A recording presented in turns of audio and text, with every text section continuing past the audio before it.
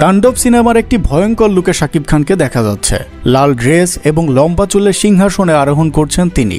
শাকিব খানকে নিয়ে বাংলা সিনেমার নতুন এক ইতিহাস রচনা করতে যাচ্ছেন ছবিটির পরিচালক রায়হান রাফি। এই লুক এবং শাকিব খানকে নিয়ে গোপন খবর জানতে ভিডিওটি শেষ পর্যন্ত দেখতে থাকুন। প্রিয় দর্শক, বর্তমানে মেগাস্টার শাকিব খানের ক্রেজ নিয়ে পুরো বিশ্বে রীতিমতো আলোড়ন সৃষ্টি হয়েছে। কেউ কেউ বলছেন আগামী 3 প্রজন্মেও শাকিব খানের ধারে কাছেও কেউ আসতে পারবে না। এবার শাকিব খানের তাণ্ডব সিনেমার এই লুক নিয়ে পুরো সাকিবিয়ানদের মধ্যে তোলপাড় সৃষ্টি হয়ে গিয়েছে।